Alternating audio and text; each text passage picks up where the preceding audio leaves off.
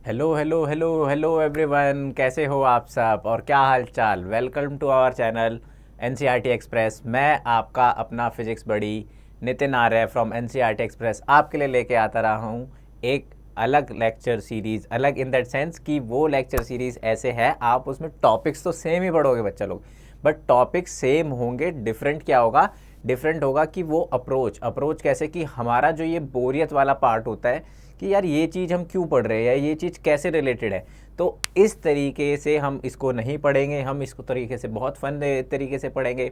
हम इसको जो प्रैक्टिकल अप्रोच है, जो हमारे साथ में होता रहता है, चलता रहता है, जो हमारी लाइफ में घटता रहता है, उस एक्सपीरियंस के साथ पढ़ेंगे। साथ ही साथ ये जो भी चीज़ें हम पढ़ेंगे, जो मैं आपको पढ़ाऊँगा, उसमें सबसे मेन बात ये है कि जो हम देखेंगे कि जितने भी हमारे आसपास की चीज़ें हैं उनसे प्रैक्टिकल एग्जाम्पल लेंगे।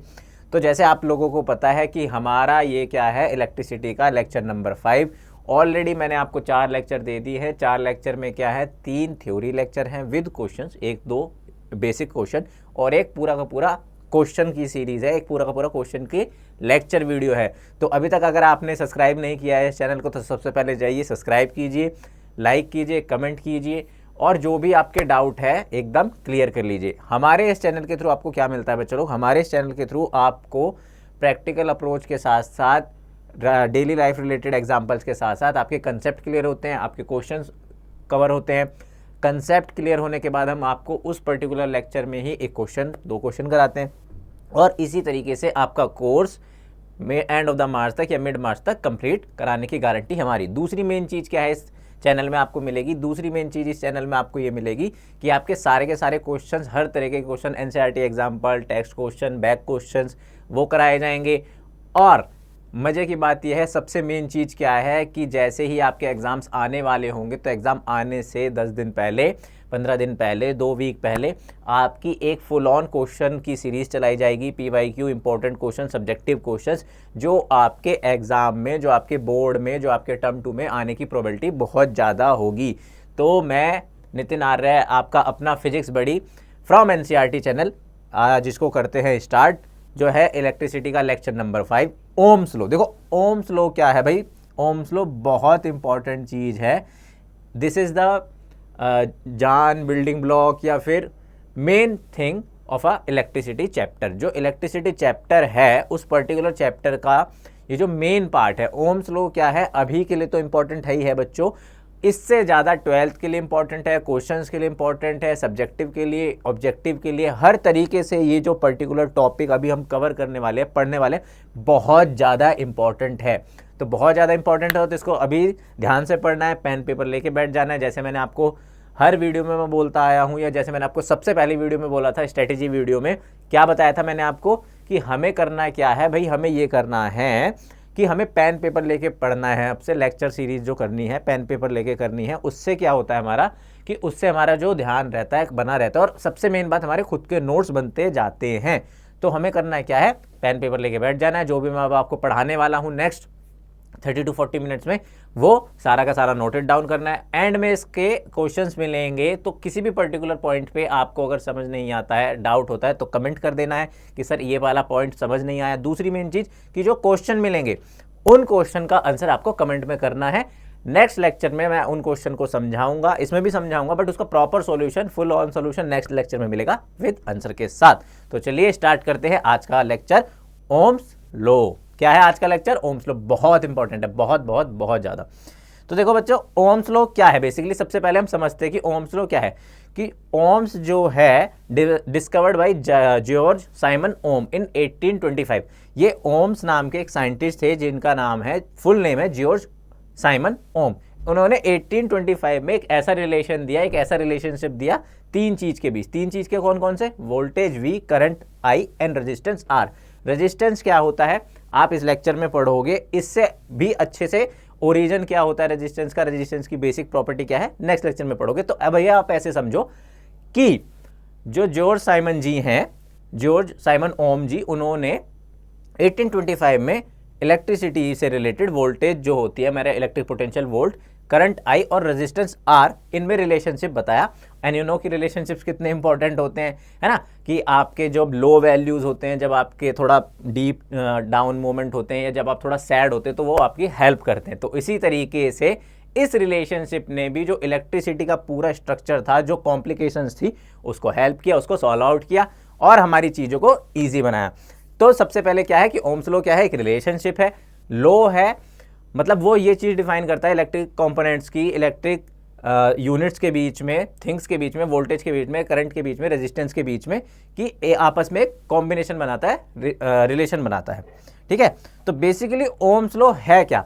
देखो ओम्स लॉ क्या डिफाइन करता है, सबसे पहले ओम्स लॉ क्या बताता है, इट स्टेट्स दैट, क्या बताता है कि it states that the relationship between the current I flowing in a metallic wire and the potential difference across its terminals.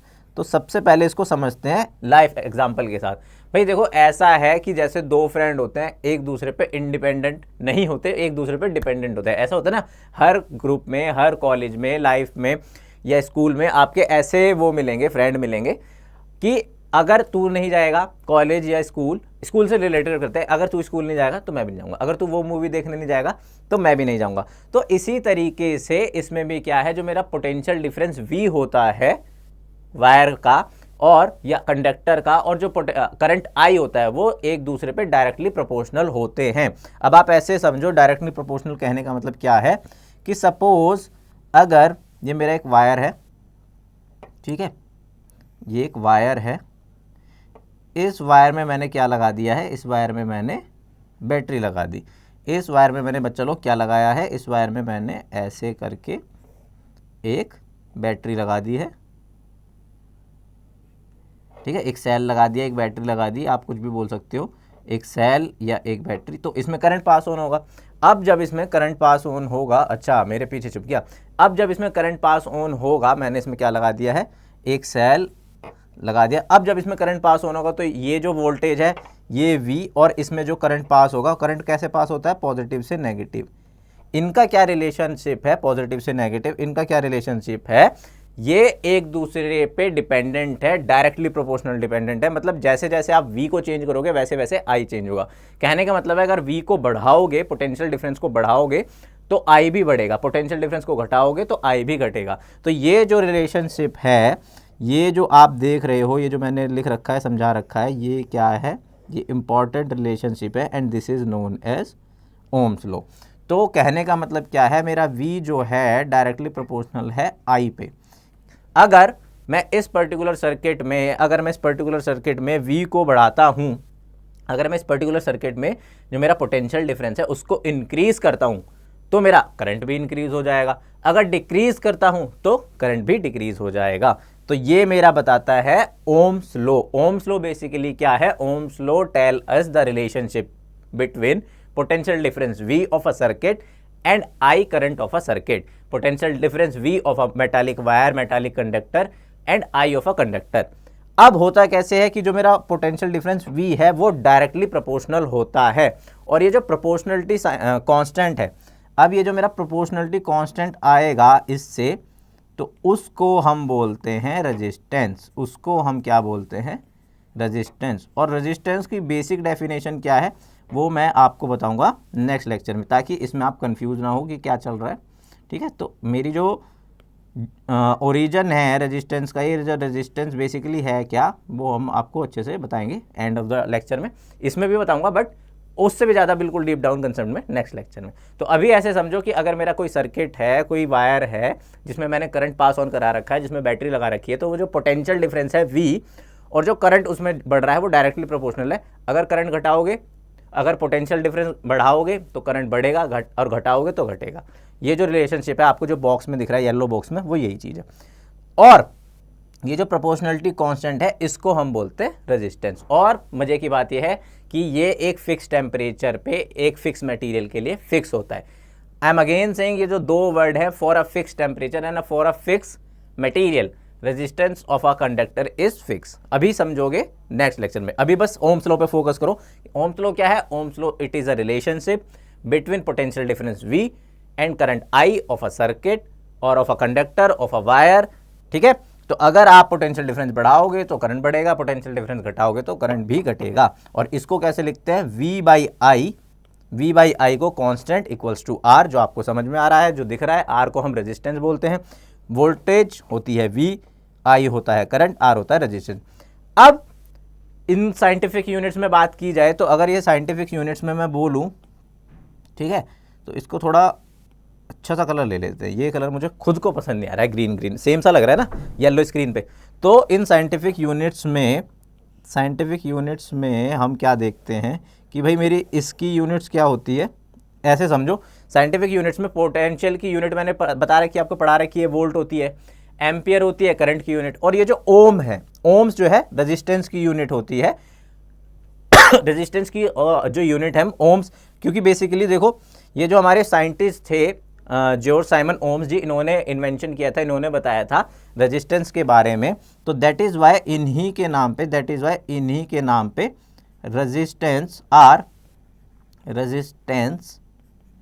Resistance R की जो यूनिट होती है, resistance R unit equals to ohm, और उसका सिंबल ऐसे बनाते हैं।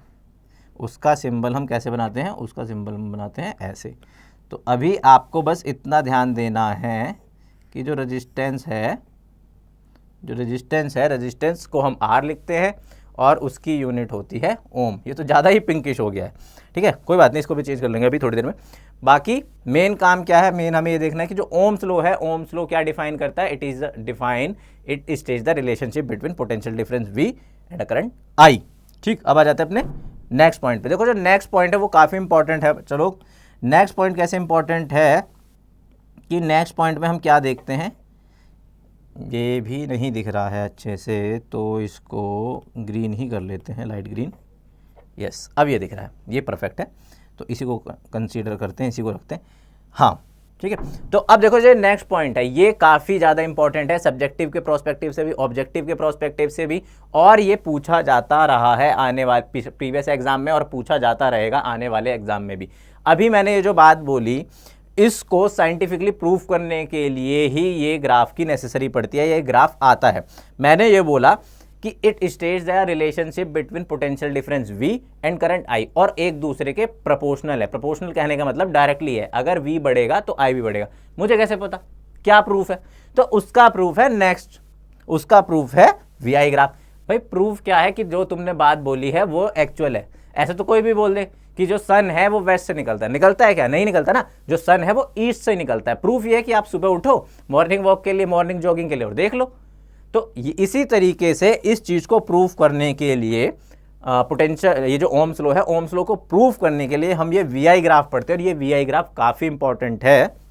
तो VI ग्राफ क्या है, ये बेसिकली VI ग्राफ है for a nichrome wire a straight line. Nichrome wire इसलिए क्योंकि जो हमारा वायर होता है बल्ब में, या फिर जो हमारा बल्ब बेसिकली वायर में जो अंदर वो होते हैं, तो उसके वायर की तरह लिया गया है। तो VI graph for a nichrome wire a straight line plots shows that as the current through a wire increases, the potential difference across the wire increases linearly. This is Ohm's law. Means अगर मैं एक practical approach के through देखूं, मैं एक practical करके देखूं, experiment करके देखूं कि भाई मैंने एक कंडक्टर लिया, एक वायर लिया, उस वायर में क्या करा, मैंने एक बैटरी लगाई है, पोटेंशियल डिफरेंस लगाया, सेल लगाया, और फिर वो देखा कि भाई मेरा जो करंट है बढ़ रहा है, कैसे बढ़ रहा है। अगर मैं पोटेंशियल डिफरेंस को बढ़ाता हूँ तो वो भी बढ़ता है, अगर सपोज उसको 2 रखता हूँ तो करंट भी 2 हो जाता है ना। पोटेंशियल डिफरेंस को 3 रखता हूँ तो करंट भी 3 यूनिट हो जाता है।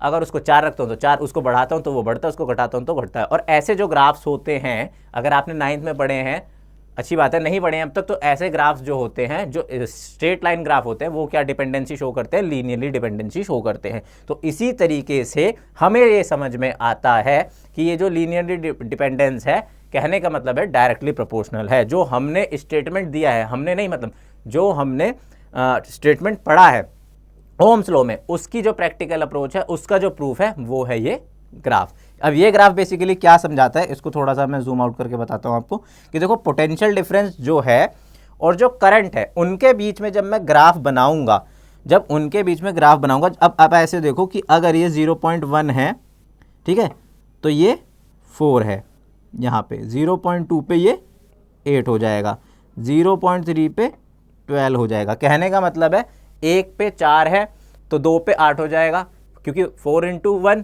4, 4 इंटू 2 8, 4 इंटू 3 12, इस तरीके से ये बढ़ता चला जाएगा। और जो भी मेरे स्ट्रेट लाइन ग्राफ आते हैं, जो भी मेरे स्ट्रेट लाइन ग्राफ आते हैं बच्चा लोग, वो क्या होते हैं मेरे, जो भी मेरे स्ट्रेट लाइन ग्राफ आते हैं वो लीनियरली इंडिपेंडेंसी शो करते हैं। वो शो करते हैं डायरेक्टली प्रोपोर्शनल है। वो क्या शो करते हैं कि डायरेक्टली, तो दिस ग्राफ, ये क्या शो करता है, this graph shows, this graph shows और प्रूफ, दिस ग्राफ शोज और proof the statement, this graph shows और proof the statement of Ohm's law. ये क्या बताता है, ये प्रूव करता है स्टेटमेंट ऑफ ओम्स लॉ। किसका, ओम्स लॉ क्या बताता है कि V जो है डायरेक्टली प्रोपोर्शनल है। ठीक है, यही बोलता है ना मेरा ओम्स लॉ। तो अभी हमने यही पढ़ा है कि स्टेटमेंट क्या बोलता है ओम्स लॉ का, कि V डायरेक्टली प्रोपोर्शनल है I के और V इक्वल्स टू IR है। V क्या है मेरा, IR, V है मेरा IR। तो इसको ये अच्छे से दिखाता है, समझाता है, बताता है। क्या बताता है बच्चा लोग, कि जो हमने अभी पढ़ा है प्रीवियस स्लाइड में, जो हमने पढ़ा है ये, कि जो मेरा पोटेंशियल डिफरेंस है, अगर मैं जैसे जैसे पोटेंशियल डिफरेंस को बढ़ाऊंगा वैसे वैसे मेरा करंट बढ़ेगा, घटाऊंगा तो घटेगा। तो ये जो VI ग्राफ है, this is the proof of that particular statement and Ohm's law is nothing just a relationship between potential difference V, current I and R resistance. अब आ जाते हैं नेक्स्ट पेज पे। अब देखो नेक्स्ट, इसको फिजिकल अप्रोच से समझो, इसको आप इन जनरल लाइफ से समझो, तब और ज़्यादा अच्छे से समझ में आएगा कि ये क्या है Ohm's law compare to pushing और साइकिलिंग अ बाइक अपहिल। अब इससे बहुत अच्छे से समझ में आ जाने वाला है और इससे आपका जो कंसेप्ट है वो बहुत क्लियर हो जाना है। एक बात मैं इंपॉर्टेंट बोलूँगा यहाँ पे थोड़ा सा रुक के, कि ये जो टॉपिक है, ये जो पर्टिकुलर टॉपिक है, जब आप पढ़ोगे तो थोड़ा बोरियत लग सकता है, ये लग सकता है कि कुछ समझ ही नहीं आ रहा है, बस एक स्टेटमेंट दे दिया और उस पर बोले जा रहे हैं, हाँ है तो है, क्यों है। अब आप इसको ऐसे समझो, इस एग्जाम्पल से समझो। देखो इस एग्जाम्पल में क्या बोला गया बच्चा लोग, कि compare to pushing cycle, pushing और cycling a bike uphill, means या तो आप चढ़ रहे हो हिल पे या ऊपर स्टेयर्स पे, मतलब ऊपर की साइड, या साइकिलिंग कर रहे हो। तो जैसे जैसे आप ऊपर की तरफ जाते जाओगे वैसे वैसे क्या है कि जो रेजिस्टेंस फोर्स है, जो मेरा फ्रिक्शनल फोर्स है, वो लगेगा। और जितने ज़्यादा आप पेडलिंग करोगे उतने आप हाइट पे जाते जाओगे। Means the force is your capacity for work to push और द साइकिल, बाइक और to drive it, that is like the voltage in a current. मतलब जो आप में फोर्स, जो आप फोर्स लगा रहे हो, जो आप दम लगा रहे हो, जो आप पेडलिंग करने में दम लगा रहे हो, जो ऊपर रनिंग करने में दम लगा रहे हो, वो फोर्स क्या है, उसको आप वोल्टेज की तरह ट्रीट करो। क्योंकि मैंने आपको समझाया है इलेक्ट्रिक पोटेंशियल वाले लेक्चर में कि जो इलेक्ट्रिक पोटेंशियल होता है वो क्या होता है, work done upon charge. Work done upon charge means कि कितना आपने काम किया, और काम कैसे किया, फोर्स से करते हैं ना काम, कि कितना आपने ताकत लगाई, फोर्स लगाई कि वो काम हुआ एक चार्ज को एक पॉइंट से दूसरे पॉइंट तक ट्रांसफर करने में। तो इसी तरीके से एनालॉगस समझो इसको, कि आप स्टेयर्स पे जा रहे हो या अप हिल पे जा रहे हो, तो आपने कितना फोर्स लगाया, आपने कितना काम किया ऊपर तक जाने में, तो उसको ट्रीट करो, किसकी तरह बच्चों लोग, वोल्टेज की तरह। उसको ट्रीट करो वोल्टेज की तरह। ठीक है, दूसरी चीज क्या है, the resistance is like friction on the force. अब रेजिस्टेंस क्या है कि जो आप अगर फोर्स लगा रहे हो उस पर जो फ्रिक्शनल फोर्स है, अगर आप चल के जा रहे हो तो जो फ्रिक्शनल फोर्स आपके पैरों पे लग रहा है, या फिर आप बाइक से जा रहे हो, साइकिल से, बाइक से तो ऑब्वियसली एक्सीलरेटर है तो उसमें इतना ज़्यादा लगेगा नहीं, पता नहीं चलेगा, लगेगा तो उसमें भी। अगर आप साइकिलिंग करके जा रहे हो तो जो साइकिल के टायर्स में, जैसे डायग्राम में दिखाया है, तो जो साइकिल के टायर में लग रहा है रेजिस्टेंस, मतलब फ्रिक्शनल फोर्स, वो क्या है मेरा, वो क्या बताता है मेरे को, रेजिस्टेंस बताता है, फ्रिक्शन फोर्स। ठीक है, और the rate of progress up the hill is similar to the current. मतलब आप जो फोर्स लगा रहे हो उसका जो बाई प्रोडक्ट आ रहा है, मीन्स आपने जो फोर्स लगाया है उसकी वजह से आप कितनी जल्दी जल्दी ऊपर चढ़ते जा रहे हो, वो क्या है मेरा, करंट है। तो अब आप एक ये बात देखो कि अगर कोई बहुत फिट हेल्थी स्टूडेंट है और बहुत ज़्यादा साइकिलिंग करता है, रनिंग करता है, फिजिकल एक्टिविटी करता है, तो वो फोर्स ज़्यादा लगाएगा, फटाक से ऊपर हिल पे पहुंच जाएगा। इवन रेजिस्टेंस तो सेम ही है, क्योंकि जो बाइक के साइकिल हैं, जो बाइक के टायर हैं, इस पे आप किसी को भी बैठाओ तो रेजिस्टेंस तो सेम लगने वाला है। अब अगर कोई मुझ जैसा या नॉर्मल जैसे आजकल बच्चे हैं जो फिजिकल एक्टिविटी नहीं करते हैं, जो फिर आजकल ऑनलाइन गेम में लगे रहते हैं, वो है, उसने कभी साइकिलिंग की भी नहीं है या की है बहुत कम की है, बट उसको इतना है कि साइकिलिंग आती है चलानी, वो करेगा तो वो थोड़े ही टाइम बाद फोर्स उतनी अप्लाई नहीं कर पाएगा। फोर्स उतनी अप्लाई नहीं कर पाएगा कहने का मतलब है उसका जो वोल्टेज है वो कम होगा। तो जब वोल्टेज कम होगा तो सिमिलरली उसका करंट भी कम होगा। अब यहाँ पे करंट क्या रिप्रेजेंट कर रहा है कि जब वो कम फोर्स लगा पाएगा तो वो कम हाइट तक जा पाएगा। इवन रेजिस्टेंस ये सेम रहेगा। ये जो मेरा रेजिस्टेंस है, जो फ्रिक्शनल फोर्स है, resistance remain same. Resistance same रहने के बाद भी, क्यों भाई रेजिस्टेंस तो सेम रहेगा ही, क्योंकि तो साइकिल के जो टायर है उनकी तो पोजीशन, जो उनकी लेंथ है, जो उनकी रेडियस है, वो तो चेंज करोगे नहीं। अब उस पर चाहे कोई हैवी बैठे, चाहे कोई नॉर्मल बैठे, चाहे कोई थिन बैठे, चाहे कोई फिजिकल फिट बैठे, चाहे कोई फिजिकल अनफिट बैठे, तो ये रेजिस्टेंस, ये फ्रिक्शनल फोर्स तो सेम रहने वाला है। अब जो ज़्यादा फोर्स लगाएगा मीन्स जो ज़्यादा वोल्टेज लगाएगा वो ज़्यादा हाइट पे जाएगा, ज़्यादा करंट होगा। जो कम फोर्स लगाएगा, कम वोल्टेज लगाएगा सर्किट में, उसका करंट कम होगा। तो इस एनालॉगस से हमें इवन पता चल भी जाता है, हम और ज़्यादा अच्छे से रिलेट कर सकते हैं कि अगर हम नेचर में देखें, हम नेचुरल साइंस में देखें, हम अपनी डेली लाइफ में देखें तो यस ये होता है। तो जब डेली लाइफ में होता है तो ऑब्वियसली करंट में भी होता है। और फिजिक्स का फन यही है, फिजिक्स का मजा यही है, फिजिक्स की खासियत यही है कि जो भी आप देखते हो अपनी डेली लाइफ में, जो भी आप अपने डेली लाइफ में देखते रहते हो, पढ़ते तो बाद में होते, मतलब जो देखते हो कि जो चीज़ें होती रहती हैं उनका अगर पीछे का साइंस जानना है, जो उनके पीछे का कंसेप्ट जानना है, तो आपको फिजिक्स में ऑटोमेटिकली मिल जाएगा। ठीक है, तो इससे हमें क्या समझ में आता है कि जो हमने, देखो दो चीज़ हुए, एक मैंने क्या मतलब, एक हमने ये करके देखा साइंटिस्ट ने, एक्सपेरिमेंटलिस्ट ने, कि जो ये स्टेटमेंट दी है ये सही भी है या नहीं। मीन्स सही तो है, क्यों सही है, क्योंकि हमने ग्राफ बना के देखा, प्लॉट करके देखा, हाँ भाई होता है। फिर दूसरा कि चलो ये यहाँ पे तो इलेक्ट्रिक सर्किट में तो सही है, इन जनरल भी सही है या नहीं, तो इन जनरल भी कंपेयर करके देखा डेली लाइफ एग्जांपल से, तो वहाँ पे भी सही है। इट मीन्स ये जो लॉ है, जो ओम्स लॉ है, वो इंपॉर्टेंट है, वो सच है, वो प्रैक्टिकली एप्लीकेबल है, वो डेली लाइफ से रिलेट करके देखे तो भी एप्लीकेबल है। तो yes, it is important and it is truth and it is applicable in general life also. ठीक है, अब आ जाते हैं Ohm's law in practice. Ohms law in practice में कहने का मतलब है, ये जो हेडिंग है कि अगर मेरा material of a wire fix है, देखो अगर मैं वायर बना रहा हूँ तो ऐसा तो है नहीं कि आज मैंने इस मटेरियल का बनाया, आज कॉपर का बनाया, कल एल्यूमिनियम का बनाऊंगा ऑब्वियसली अलग अलग वायर के बनाऊंगा, बट सर्किट में तो एक यूज़ करूंगा ना। ऐसा तो है नहीं कि छोटा सा पार्ट बना दिया सर्किट में एल्यूमिनियम वायर का, मज़ा नहीं आ रहा, फिर कॉपर का लगा दिया, फिर नाइक्रोम का लगा दिया, फिर कोई और सा लगा दिया, नहीं। तो इसके कहने का मतलब है for a fix material of a wire, यहाँ पे कहने का जो सेंस है वो सेंस ये है कि फॉर अ सर्किट कि एक सर्किट में एक फिक्स टाइप ऑफ मटेरियल का वायर ही लगता है, और उस टाइप ऑफ मटेरियल के वायर की वजह से जो मेरा रेजिस्टेंस हो जाता है वो फिक्स हो जाता है।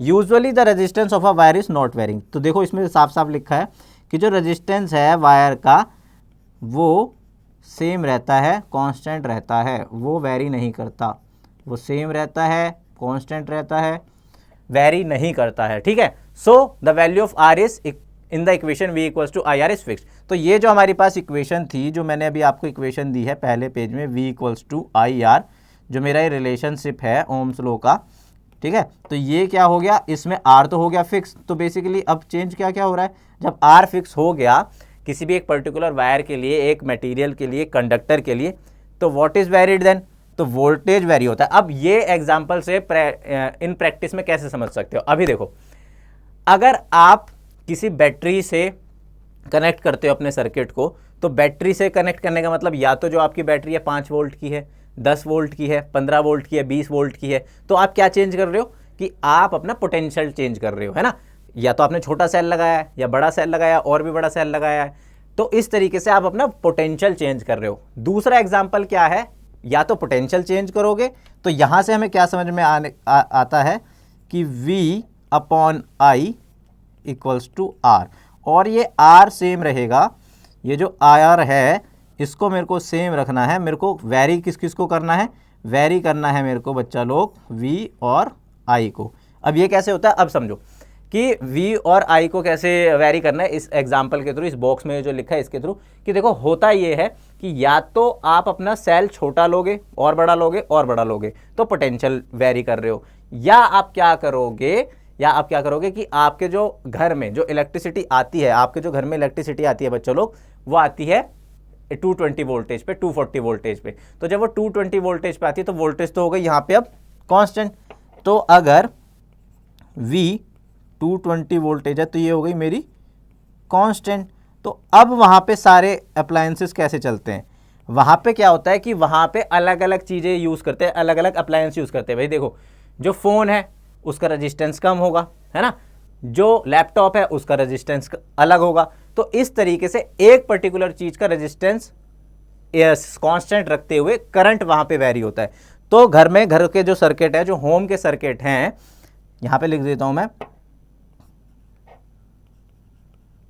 Home circuit.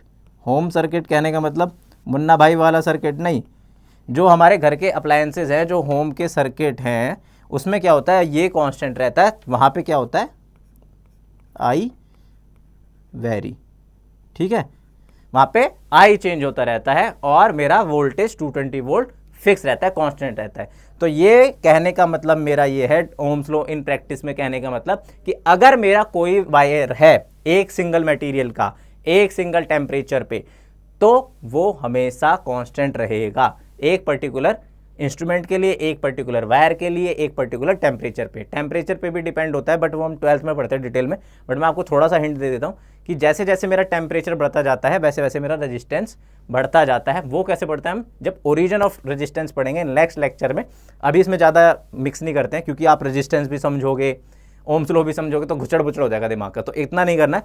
अभी सिर्फ और सिर्फ ओम्स लॉ पे फोकस रखना है। तो अभी तक मैंने आपको क्या बताया बच्चा, अभी तक मैंने बताया कि ओम्स लॉ क्या है। ओम्स लॉ एक रिलेशनशिप बताता है, it states the relationship between current I flowing in a metallic wire and potential difference V across its terminal. कि सपोज ये जो मैंने वायर बनाया है, इसमें मैंने बैटरी लगाई है जो V वोल्ट की, अगर करंट आई जा रहा है तो जो मेरा पोटेंशियल डिफरेंस V है और जो करंट आई है वो मेरे ऐसे डिपेंड रहते हैं, मतलब डिपेंड रहते हैं, डायरेक्टली प्रोपोर्शनल रहते हैं। डायरेक्टली प्रोपोर्शनल रहते हैं तो V बाई आई कांस्टेंट है। कांस्टेंट क्या है यहाँ पे, R, resistance of a wire. Voltage V, current I and R resistance. In scientific units volts को V लिखते हैं, एम्पियर को आपको पता है करंट की जो यूनिट होती है एम्पियर होती है, और जो रेजिस्टेंस है जॉर्ज साइमन ओम के नाम पर ओम बोला जाता है, उसकी जो यूनिट है ओम बोलते हैं। डेफिनेशन क्या है, कैसे आता है, वो हम डिटेल में पढ़ेंगे रेजिस्टेंस वाले लेक्चर में, ठीक है। फिर इसको मैंने बोल तो दिया, स्टेटमेंट तो दे दिया उन्होंने, कैसे पता चला भाई सच है या नहीं है, तो प्रैक्टिकल अप्रोच करके देखा। प्रैक्टिकल अप्रोच से हमें क्या पता चलता है बच्चों लोग, प्रैक्टिकल अप्रोच से हमें ये पता चलता है कि जब हमने इसका ग्राफ ड्रॉ किया तो वी आई ड्रॉ करने में, मतलब वी और आई का जब हमने ग्राफ बनाया तो जैसे जैसे वी बढ़ रहा है वैसे वैसे ही आई बढ़ रहा है। अगर मैं जैसे जैसे वी को घटाऊंगा वैसे वैसे आई घटेगा। तो इस तरीके से हमें देखने को मिलता है कि ये जो V है डायरेक्टली प्रोपोर्शनल आई है और V इक्वल्स टू IR जो रिलेशनशिप है वो ठीक है, ये प्रूफ है कहने का मतलब। फिर नेक्स्ट पे कि इन जनरल हमने देखा कि इन जनरल भी यही होता है, जो हमारा फोर्स है उसको हम ट्रीट करते हैं वोल्टेज की तरह, जो हमारा फ्रिक्शनल फोर्स है उसको हम ट्रीट करते हैं रेजिस्टेंस की तरह, क्योंकि वो अपोज कर रहा है रेजिस्टेंस, है ना। और जो हमारा हाइट पे जाने की टेंडेंसी है कि कितने हाइट पे पहुंच गए, जो उसका फोर्स का इफेक्ट है, कोज है, मतलब जो इफेक्ट है, the rate of progress up to the hill is similar to the current, ठीक। अब आ जाते हैं Ohm's law in practice. Practice में कहने का मतलब कि in general in daily life हम ये देखते हैं कि किसी भी पर्टिकुलर वायर के लिए, किसी भी एक कंडक्टर के लिए, फिक्स मटेरियल के लिए मेरा जो रेजिस्टेंस रहता है वो फिक्स रहता है। यूजुअली रेजिस्टेंस वेरी नहीं करता, कांस्टेंट रहता है। तो क्या क्या वेरी करता है, either V either I। V कहाँ पे करता है, जहाँ पे हम अपनी बैटरी चेंज करते जाते हैं कि छोटी वोल्ट की बैटरी लगाई, छोटा सेल लगाया, बड़ा सेल लगाया, देन बड़ा, तो मैं पोटेंशियल चेंज कर रहा हूँ, तो उसके अकॉर्डिंग कंडक्टर में, वायर में मेरा करंट चेंज होगा। अगर मेरा, जैसे हम होम अप्लायंसेस की बात करते हैं, घर के जो सर्किट होते हैं, होम सर्किट की बात करते हैं, वहाँ पे मेरा कांस्टेंट पोटेंशियल आता है। उस कांस्टेंट पोटेंशियल में होता क्या है कि एक पर्टिकुलर चीज़ का रेजिस्टेंस फिक्स है तो उसके लिए करंट आई चेंज हो जाएगा, दूसरे पर्टिकुलर इंस्ट्रूमेंट का करंट रेजिस्टेंस फिक्स है तो उसके लिए करंट चेंज हो जाएगा। तो वहाँ पे आई वेरी होता रहता है। आई वेरी कैसे होता है, क्योंकि अलग अलग इंस्ट्रूमेंट का रेजिस्टेंस अलग अलग होता है, बट होता कांस्टेंट है। जैसे कि फ्रिज का कुछ और होगा, टीवी का कुछ और होगा, माइक्रोफोन का कुछ और होगा, या माइक्रोवेव का कुछ और होगा, लैपटॉप का कुछ और होगा, आपके फ़ोन का कुछ और होगा, बट वो होगा फिक्स ही, ठीक है। अब आ जाते हैं रेजिस्टेंस। देखो रेजिस्टेंस बेसिकली क्या है, रेजिस्टेंस में अगर इन जनरल समझाना चाहो, रेजिस्टेंस है कि अपोजिशन मीन्स रेजिस्टेंस आर अभी इस वाली प्रॉपर्टी पे रहते हैं, इसी डेफिनेशन पे रहते हैं। वैसे इन जनरल मैं आपको बता देता हूं कि रेजिस्टेंस क्या होता है। रेजिस्टेंस क्या होता है? अपोज। अपोज मीन्स आप रेजिस्ट कर रहे हो, किसी को कह रहे हो रुक जा रुक जा, बस बस यही। तो रेजिस्टेंस क्या है कि जैसे सपोज आप ऐसे समझो कि अगर मेरा जो एक मटेरियल है, जो एक वायर है, उसमें जो इलेक्ट्रॉन का फ्लो है हम उसको बोलते हैं करंट। तो इलेक्ट्रॉन के फ्लो को रोकने के लिए, रेजिस्ट करने के लिए जो प्रॉपर्टी लगती है उसको तो हम बोलते हैं resistance. But according to the Ohm's law resistance R is a constant for a given metallic wire at a given temperature and is called its resistance. तो ये कहने का मतलब क्या है कि according to the Ohm's law V directly proportional to I और V equals to I R. तो ये जो कांस्टेंट है, ये जो कांस्टेंट निकल के आया है, ये जो कांस्टेंट निकल के आया है R, प्रोपोर्शनलिटी कांस्टेंट, इसको हम रेजिस्टेंस बोलते हैं। और मजे की बात ये है कि at a given temperature is called, मतलब metallic wire at a given temperature. At a given temperature कहने का मतलब यहाँ पे ये है बच्चा लोग कि एक टेम्परेचर पे ये फिक्स रहेगा, मतलब टेम्परेचर कांस्टेंट रहना चाहिए तो ही फिक्स रहेगा। अब एक और, it is the property of a conductor to resist the flow of charges through it. देखो जो मैंने आपको समझाई वो ही लाइन लिखी है ऑटोमेटिकली कि ये क्या है, ये प्रॉपर्टी है कंडक्टर की।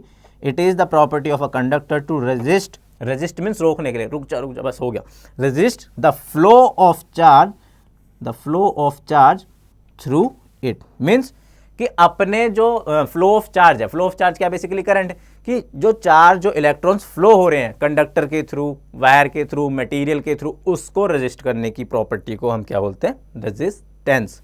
इसी वर्ड से रेजिस्ट की प्रॉपर्टी, रेजिस्ट वर्ड से ही बना है resistance. Resist is the property to stop, to oppose the flow of charge in a metallic wire in a conductor. ठीक है। अब एसआई यूनिट देखो, एसआई यूनिट रेजिस्टेंस की कैसे डिफाइन की जा सकती है? The SI unit is the ohm. Ohm तो इसलिए है क्योंकि ओम उनके नाम पे है, जो ओम जॉर्ज साइमन ओम जी हैं साइंटिस्ट, उन्होंने इसको डिस्कवर किया, उन्होंने इसका इन्वेंशन किया, तो उनके नाम पे। बट उसको डिफाइन भी तो करना है। तो जो 1 ओम यूनिट है वो क्या है? वोल्ट पर एम्पियर। वोल्ट पर एम्पियर कहने का मतलब है 1 volt divided by 1 ampere current. तो SI unit is ohm represented by Greek letter. देखो यहाँ पे ये ग्रीक लेटर जो मैंने आपको पहले ही पेज में बता भी दिया था, तो ग्रीक लेटर से हम इसको रिप्रेजेंट करते हैं ओम को। ठीक है। According to Ohm law, Ohm's law के अकॉर्डिंग हमको पता है V equals to I R. तो यहाँ से जब रेजिस्टेंस में लिखूंगा, resistance R V upon I, ठीक है, यही चीज़ लिखी है, resistance R equals to V upon I। ठीक है।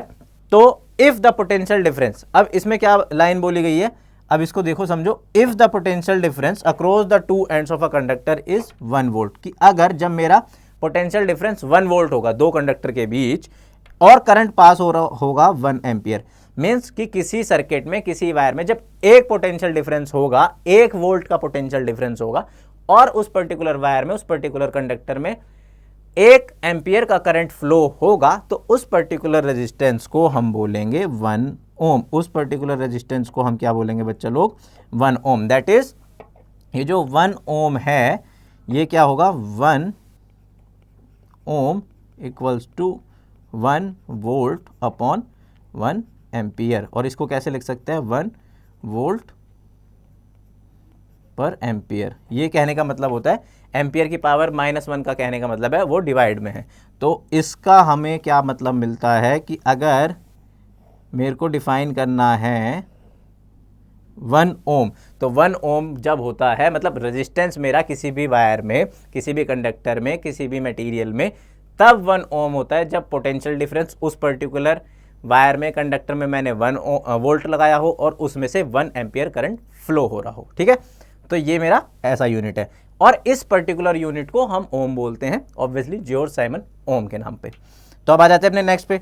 अब देखो, तो अभी तक मैंने सिर्फ आपको ओम्स लॉ इंट्रोड्यूस कराया है, ओम्स लॉ बताया है। ओम्स लॉ का जो बाई प्रोडक्ट है, जो उनका रिलेशनशिप है पोटेंशियल डिफरेंस, करंट और रेजिस्टेंस का, रेजिस्टेंस का बहुत छोटा सा हिंट दिया है कि रेजिस्टेंस क्या होता है। रेजिस्टेंस का जो पूरा कंसेप्ट है वो हम नेक्स्ट लेक्चर में पढ़ेंगे। अब इस लेक्चर से रिलेटेड मेन चीज़ देखो, मेन चीज़ क्या होती है कि हाँ, आपने टॉपिक पढ़ा, आपने कंसेप्ट समझा, यहाँ पे लेक्चर देखा, वो लिखा जो मैंने बताया है, उसके नोट बनाए। अब उसके साथ साथ एकदम से क्वेश्चन क्यों भाई, देखो क्वेश्चन फॉर्मेट करना जरूरी है, क्योंकि आपने कंसेप्ट तो पढ़ लिया, बट आपको क्या पता कि आपका जो कंसेप्ट है कितना क्लियर हुआ है या नहीं हुआ है। तो उसको देखने के लिए हम करते हैं क्वेश्चन। इस पर्टिकुलर लेक्चर में मैंने आपके 2 क्वेश्चन रखे हैं। ये क्वेश्चन कैसे होंगे वो मैं आपको बताऊंगा। आंसर जो है, जो एक्चुअल आंसर है, वो आपको कमेंट में राइट डाउन करना है, कमेंट में लिखना है, और उसके बाद फिर मैं नेक्स्ट लेक्चर में उसको बताऊंगा कि आपका जो आंसर है वो एक्चुअल है, रियल है, मतलब कैलकुलेशन की जो आपने की है वो ठीक है या नहीं है, और उसको हम डिस्कस करेंगे। तो जो आज का पहला क्वेश्चन है बच्चों, वो क्या है कि आज का पहला क्वेश्चन है, और ये इंपॉर्टेंट क्वेश्चन है कि how much current will an electric bulb draw from a 220 volt source. देखो हमेशा क्या है कि जो भी न्यूमेरिक वैल्यू हो, जो हमें न्यूमेरिक वैल्यू दी हुई होती है क्वेश्चन में, उसको हमें नोटेड डाउन कर लेना है, सबसे पहले उसको मार्क कर देना है। If the resistance of the bulb is 1200 omega. तो कहने का क्या मतलब है, बहुत इजी सा, बहुत बेसिक सा क्वेश्चन है कि how much current will an electric bulb draw. क्या पूछा है, हाउ मच करंट पूछा है, तो उसको क्या चाहिए, सबसे पहले देखते हैं सॉल्यूशन। सॉल्यूशन में गिवन क्या क्या है, सॉल्यूशन में गिवन है मेरे को जो मेरा पोटेंशियल डिफरेंस है। देखो यूनिट से भी आप पहचान सकते हो कि जो बल्ब है उसका जो पोटेंशियल है, उसका जो पोटेंशियल डिफरेंस है वो कितना है, 220 वोल्ट। और मैंने आपको बताया था जो हमारे घर में इलेक्ट्रिसिटी आती है उसका जो पोटेंशियल डिफरेंस रहता है वो कांस्टेंट रहता है 220 वोल्ट। रेजिस्टेंस कितना दिया हुआ है, रेजिस्टेंस आर दिया हुआ है यहाँ पे मेरे को 1200 ओमेगा, 1200 ओमेगा। अभी मैंने आपको बताया और आपने खुद ने पढ़ा है इस लेक्चर के through, Ohm's law, it is the relationship between V I R. तो यहाँ पे क्या मिसिंग है, आई मिसिंग है, तो यहाँ पे हम लिख लेते हैं कि V equals to I R. मैंने ये रिलेशनशिप पढ़ा है। मेरे को क्या चाहिए यहाँ पे, मेरे को क्या चाहिए, मेरे को चाहिए करंट। तो इस पर्टिकुलर फॉर्मूले से, फॉर्मूला 1 से मेरे को आ जाएगा करंट। ये जो मैंने बॉक्स में फॉर्मूला लिखा है, जो बॉक्स में है फॉर्मूला नंबर 1, यहाँ पे मैं हमेशा फॉर्मूला नंबर 1, फॉर्मूला नंबर 2 ऐसे लिखता हूँ। आपको भी लिखना चाहिए, क्योंकि जब सब्जेक्टिव क्वेश्चंस आते हैं थोड़े लेंथी से, उसमें 2-3 फॉर्मूले यूज़ करने होते हैं, तो ईजी रहता है कि कौन से फॉर्मूले की बात हो रही है। तो फॉर्मूला नंबर 1 जो V equals to I R है, उससे मेरे को क्या चाहिए, करंट चाहिए। तो फॉर्मूला नंबर 1 से I equals to V by R equals to 220 volt upon 1200 omega. और ऑब्वियसली इसकी जो वैल्यू आएगी वो एम्पियर में आएगी। क्या आएगी ये आप बच्चा लोग मेरे को बताओगे कमेंट सेक्शन में, और इसका जो एक्चुअल आंसर है वो मैं आपको बताऊंगा नेक्स्ट लेक्चर में, ठीक है। अब आ जाते हैं अपने सेकंड क्वेश्चन पे। देखो सेकंड क्वेश्चन भी उसी से रिलेटेड है, उसी से कनेक्टेड है, बट इसमें जैसे मैंने अभी आपको बोला था, समझाया था कि 2 इक्वेशन बनेंगी या फॉर्मूला नंबर 1 फॉर्मूला नंबर 2 के हिसाब से चलना है, वो यहाँ पे यूज हो जाएगा। अब आप देखो कि इसमें क्या बोला हुआ है, थोड़ी सी लैंग्वेज बढ़ा दी गई है, और इसी तरीके की लैंग्वेज बढ़ा के आपको सब्जेक्टिव क्वेश्चन आएंगे, आपको सब्जेक्टिव क्वेश्चन मिलेंगे। तो बोला क्या गया है, the potential difference between the terminals of an electric heater is 6 volt. कि एक इलेक्ट्रिक हीटर है, उसके जो पोटेंशियल है, जो उसके टर्मिनल है, उनके बीच का वोल्ट क्या है, 60 volt. When it draws a current of 4 ampere, कि जब वो 4 एम्पियर का करंट ड्रॉ करता है फ्रॉम सोर्स, ठीक है, कि जब 4 एम्पियर करंट होता है तो मेरा एक इलेक्ट्रिक हीटर है, उसके टर्मिनल पे 60 वोल्ट की बैटरी लगा रखी है, 60 वोल्ट प्रोवाइड करा रखा है, कब, जब 4 एम्पियर का करंट जाता है। अब what current will the heater draw if the potential difference is increase to 120। अब ये देखो कि ये क्या पूछ रहे हैं कि कितना करंट जनरेट होगा, कितना करंट जाएगा उस पर्टिकुलर हीटर से जब वो 120 वोल्ट का बैटरी लगा देंगे, या 120 वोल्ट की हम सेल लगा देंगे, या 120 वोल्ट पोटेंशियल डिफरेंस दे देंगे उसको। अब यहाँ पे मैंने आपको क्या एक लाइन बताई थी, बहुत बार बताई थी, किसी भी पर्टिकुलर इंस्ट्रूमेंट का, किसी भी पर्टिकुलर मटेरियल का, किसी भी पर्टिकुलर वायर का, कंडक्टर का रेजिस्टेंस फिक्स रहता है, कॉमन रहता है। V और I साइमल्टेनियसली चेंज होते रहते हैं। तो यहाँ पे वही चीज़ हो रही है। इसने बोला है कि सबसे पहले सॉल्यूशन, सबसे पहले लिखना है मेरे को सॉल्यूशन, और सॉल्यूशन में क्या लिखना है कि केस 1। देखो केस 1 क्या है, इसको आप ऐसे समझो, केस 1 V1 कितना था, 60 वोल्ट, और I1 कितना था, 4 एम्पियर। और हमें पता है using Ohm's law V equals to I R. Ohm's law को यूज़ करके हमने एक चीज़ पढ़ी है कि V equals to I R, ये हमने पढ़ा है। तो V भी है, I भी है, तो क्या आ जाएगा मेरे पास, रेजिस्टेंस आ जाएगा। तो यहाँ से अगर मेरे को रेजिस्टेंस निकालना है तो resistance R equals to V1 upon I1 which is चलो निकाल देता हूँ आपके लिए, 60 अपॉन 4 15 ओम। तो R आ गया मेरे पास रेजिस्टेंस R 15 ओम कॉमन। देखो 15 ओम ओमेगा, और मैंने अभी आपको बताया कि जो रेजिस्टेंस पर्टिकुलर डिवाइस का, पर्टिकुलर इंस्ट्रूमेंट का फिक्स होता है। अब मेरे पास R आ गया, मेरे को V2 दे रखा है और क्या पूछा है, I2 पूछा है। तो यहां पे लिख लेते हैं केस 2, यहां पे लिख लेते हैं केस 2। केस 2 में V2 कितना है बच्चा लोग, V2 है मेरे पास 120 वोल्ट। I2 मुझसे पूछा है और रेजिस्टेंस तो कॉमन रहता है, रेजिस्टेंस हमने निकाल लिया है, रेजिस्टेंस कॉमन रहता है, कांस्टेंट रहता है, तो रेजिस्टेंस कितना है मेरे पास 15 ओम।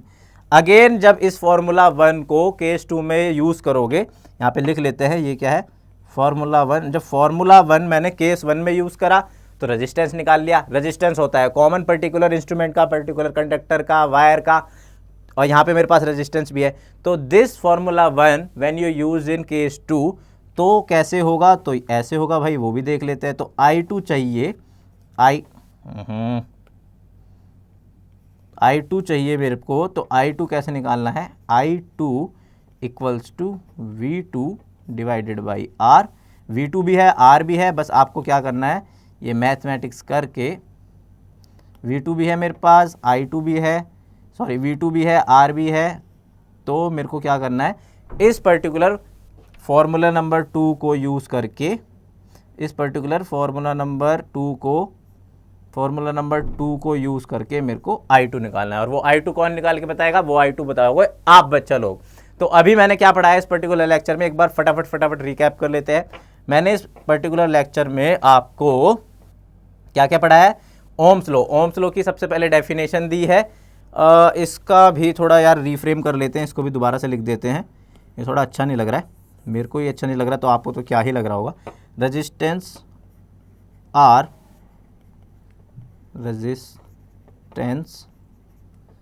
आर यूनिट इज ओम। ठीक है, वैसे है एंड में, बट मैंने स्टिल आपको, ठीक है, मैंने आपको समझाने के लिए बता दिया, और ये बॉक्स भी मुझे भी पर्टिकुलर अच्छा लगा। तो हमने क्या क्या पढ़ा है, ओम्स लॉ पढ़ा है। ओम्स लॉ जॉर्ज साइमन ओम ने दिया था 1825 में दिया था। 3 जो क्वांटिटीज़ हैं in electrical quantities, voltage, current और रेजिस्टेंस, इनको रिलेट कराया था। रेजिस्टेंस आर से रिप्रेजेंट करते हैं, उसकी यूनिट होती है ओम। ओम ऑब्वियसली जॉर्ज साइमन ओम के नाम पे ही होती है। ओम्स लॉ का स्टेटमेंट, ओम्स लॉ का जो डेरिवेशन है, डेरिवेशन इतना बेसिकली आएगा नहीं, बस यही पूछा जाएगा, ये स्टेटमेंट ही पूछा जाएगा, ये स्टेटमेंट, ये मैथमेटिकल फॉर्म ही आपको बताना होगा। अगर बताया, क्वेश्चन आएगा कि what is Ohm's law, define Ohm's law, right it's mathematical form, तो आपको यही लाइंस लिखनी है जो साथ साथ लिखी हैं इसमें साफ साफ, कि it states the relationship between the current I flowing in a metallic wire and the potential difference V across its terminal, V directly proportional to I, that is V divided by I is a constant known as resistance R, V equals to IR। ठीक है, voltage V, current I, R, resistance. Scientific units में volts होता है voltage की unit, ampere होता है current की unit, और रेजिस्टेंस की यूनिट हम ओम डिफाइन करते हैं जॉर्ज साइमन ओम के नाम पर।